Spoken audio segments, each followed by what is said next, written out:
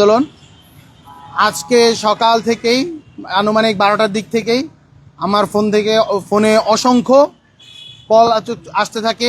বেশিরভাগই বিদেশি নম্বর, দেশি অনেকগুলো নম্বর থেকেও আমার ফোনে কল আসে এবং শুরুতে আমি 2-1টা কল ধরি, পরবর্তীতে বুঝতে পারি প্রায় প্রত্যেকটা ডেথ থ্রেট দেওয়া হচ্ছে এবং আমার প্রত্যেকটা কলের মাঝেই আমার ফ্যামিলিকে এবং এখানে অভ্যুত্থানের যারা নেতৃবৃন্দ আছে তাদেরকে থ্রেট করা হচ্ছে, তাদেরকে হত্যার হুমকি দেওয়া হচ্ছে।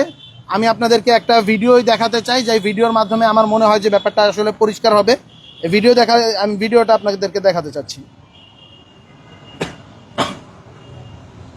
এই যে এখানে এই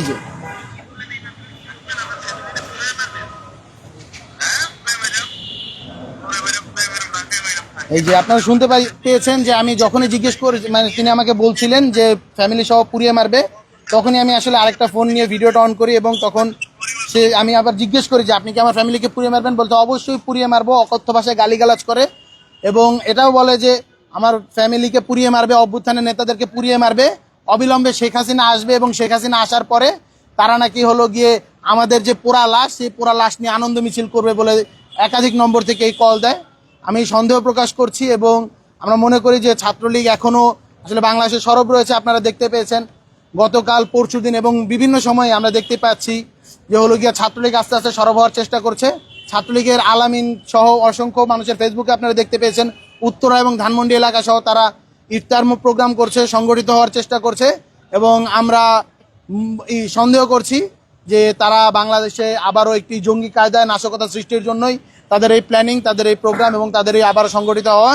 স্বরাষ্ট্রমন্ত্রী সহ বাংলাদেশের অসংখ্য বিভিন্ন জায়গার, আমরা রাজশাহীর যিনি ডিআইজি তাকেও দেখতে শুনেছি, তিনিও আসলে প্রেস রিলিজ দিয়েছিলেন, বলেছিলেন যে যারাই গিয়ে ছাত্রলীগেরা সংগঠিত হতে পারে এবং নাশকতা সৃষ্টি করতে পারে, ছাত্রলীগ, আওয়ামী লীগ, যুবলীগ সহ যারাই রয়েছেন, তাদের যদি আমিনও হয় প্রয়োজনে আবারও তাদেরকে গিয়ে অন্যান্য যে মামলা আছে তাদেরকে অ্যারেস্ট দেখাতে হবে।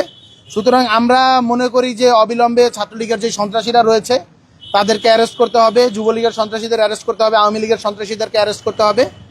5ই আগস্টেই আসলে বাংলাদেশে আওয়ামী লীগের ফয়সালা হয়ে গেছে, আওয়ামী লীগের চ্যাপ্টারের ইতি হয়ে গিয়েছে। এত বড় একটি গণহত্যার পর আওয়ামী লীগের আবারও বাংলাদেশে আসলে রাজনীতিতে তো দূর, বাংলাদেশে তাদের ফেরার সুযোগ নেই। বাংলাদেশে তাদের থাকার একমাত্রই প্রক্রিয়া রয়েছে, সেটা হলো বিচারিক প্রক্রিয়ার মাধ্যমে তাদের জেলে যেতে হবে, তাদের আদালত যে রায় দিবে, যদি ফাঁসি দেয় ফাঁসি কার্যকর করতে হবে। তার পরবর্তীতে কেউ যদি নির্দোষ প্রমাণিত হয়, আমি বিশ্বাস করি বাংলাদেশে আওয়ামী লীগের খুব কম সংখ্যকই আছে যারা জুলাই আগস্টে হত্যাকাণ্ডে আসলে অংশগ্রহণ করেনি। সুতরাং এই সংখ্যাটা নগণ্য বা না বললেই চলে।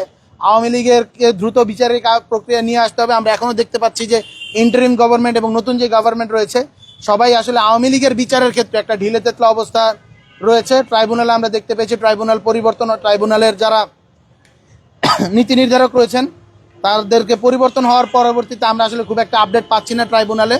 আমরা জানি না আসলে কি রয়েছে। আমরা এবং আমাদের পরিবাররা শঙ্কিত, গণ অভ্যুত্থানের নেতৃবৃন্দ যারা রয়েছে এবং তারা এবং তাদের পরিবাররা শঙ্কিত। একটা কথা আমরা স্পষ্টভাবে বলতে চাই, আমরা আসলে ভয় পাই না। আমরা আসলে 5ই আগস্টেই আমাদের আসলে পর থেকে আমরা আসলে একটা বোনাস লাইফে লিড করছি। সুতরাং আমাদের এই ভয় না যে ছাত্রলীগ আমাদেরকে মেরে ফেলবে, কিন্তু আমাদের ভয় একটাই যে ছাত্রলীগ যদি বা আওয়ামী লীগের যে সন্ত্রাসীরা তারা যদি আমাদেরকে মেরে ফেলে, তাহলে আমাদের যে নতুন বাংলাদেশ বিনির্মাণের যে লড়াই এখনো চলমান রয়েছে সেইটা থেমে যাবে। আপনারা দেখতে পেয়েছেন আমাদেরই বড় ভাই শরীফ ওসমান বিন হাদিকে এভাবেই ডেথ থ্রেট দেওয়া হচ্ছিল, ফোন কলগুলোতে দেওয়া হচ্ছিল। পরবর্তীতে খুব একটা উনি গুরুত্ব দেননি, আলটিমেটলি কিন্তু তাকে হত্যা করা হয়েছে। এই সিলসিলাটা চলমান রয়েছে। আওয়ামী লীগের সন্ত্রাসীরা তারা যখন ডেথ থ্রেট দিচ্ছে, আমরা মনে করছি, শঙ্কা করছি যে তারা আমাদেরকে হত্যার উদ্দেশ্যে এবং আমাদের পরিবারকে হত্যার উদ্দেশ্যে এই কাজটি করছে। এটি নিছক কোনো ভয়ভীতি প্রদর্শনের জন্য নয়। বাংলাদেশ সরকার এবং বাংলাদেশের পুলিশের কাছে আমরা একটা জিনিস দাবি করব, সেটি গিয়ে শুধু আমরা আমাদের নিরাপত্তার দাবি করছি না, আমরা আমাদের নিরাপত্তা সেভাবে চাইছিও না। আমরা চাই আওয়ামী লীগকে আপনারা গ্রেফতার করুন, আওয়ামী লীগের সন্ত্রাসীদেরকে, ছাত্রলীগের সন্ত্রাসীদেরকে গ্রেফতার করুন। তারা যে বিভিন্ন সময়ের ভিতরে গিয়ে আবার মাথাচাড়া দিয়ে ওঠার চেষ্টা করছে, পায়তারা করছে, জঙ্গি কায়দা নাশকতা করার চেষ্টা করছে, সেটি প্রতিহত করুন, তাদেরকে অ্যারেস্ট করে বিচারের মুখোমুখি দাঁড় করান। এটি যদি করতে পারেন তবেই আসলে আমাদের যে লড়াই সেটি পরিতৃপ্তি পাবে। আর একটা কথা বলে আমি শেষ করছি, যদি এই আওয়ামী লীগ বিরোধী, সন্ত্রাস বিরোধী লড়াইয়ে জুলাই গণ অভ্যুত্থানের পক্ষে থাকার জন্য, জুলাই গণ অভ্যুত্থানের নেতৃত্ব দেওয়ার জন্য যদি আমাকে হত্যা করা হয়, আমাকে শহীদ করা হয়, আপনাদের কাছে এতটুকু দাবি, আপনারা শহীদের খাতায় আমার নামটা লিখে রাখেন, আমার পরিবারকে দেখেন, আর একটা ছোট্ট কথা বলে যাই, যারা খুন করবে তাদের বিচারটা অন্তত করেন, তাদেরকে আপনারা ধরেন, তাদেরকে এরা ছেড়ে দিয়েন না। শরীফ ওসমান বিন হাদির আমরা দেখতে পেয়েছি ফয়সালকে এতদিন পরে ধরা হয়েছে, তাকে আনা হবে কি হবে না সেটা নিয়ে বক্তব্য নাই। আইএসপিআর বক্তব্য দিচ্ছে, স্বরাষ্ট্র মন্ত্রণালয় বা পররাষ্ট্র রাষ্ট্র মন্ত্রণালয় থেকে বক্তব্য নাই। এইরকম যাতে আমরা বা আমি বা আমাদের মতো যারা রয়েছে তাদের যদি হত্যা করা হয়, এই টাল বাহানাটুকু যাতে না করা হয়, এই বলে আমি আমার বক্তব্য শেষ করছি। ইনকিলাব জিন্দাবাদ।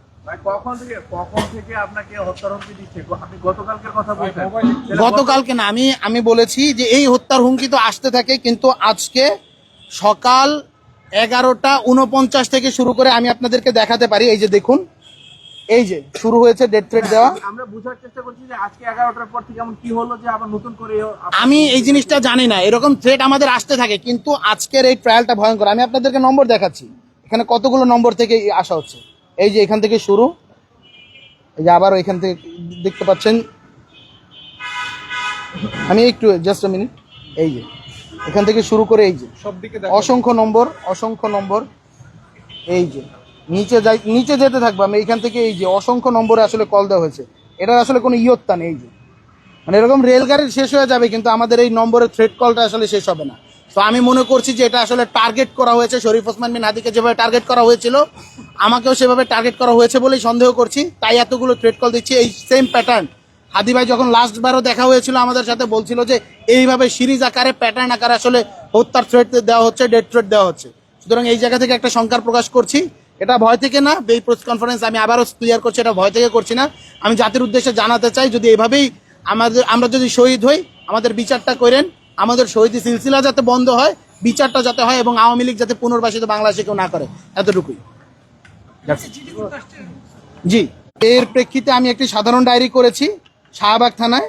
এই ডায়েরিতে আমি স্পষ্টভাবেই উল্লেখ করেছি যে এইখানের ভিতরে যে উক্ত কলে যারা রয়েছিল, সে অজ্ঞাতনামা ব্যক্তি আমি এবং আমার পরিবারকে পুড়িয়ে হত্যার হুমকি প্রদান করেন বলিয়া হুমকি প্রদান করেছে, এবং উক্ত ঘটনায় আমি এবং আমার পরিবারের সদস্যগণ চরম নিরাপত্তাহীনতার মধ্যে রয়েছি এবং আমাদের জীবনের প্রতি গুরুতর হুমকি সৃষ্টি হয়েছে বলে আমি শঙ্কা প্রকাশ করছি, এবং এই কথাটাই আমি এখানে উল্লেখ করেছি। That's it.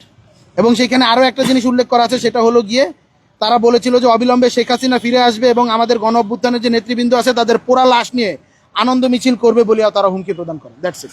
আসসালামু আলাইকুম। ইনকিলাব জিন্দাবাদ।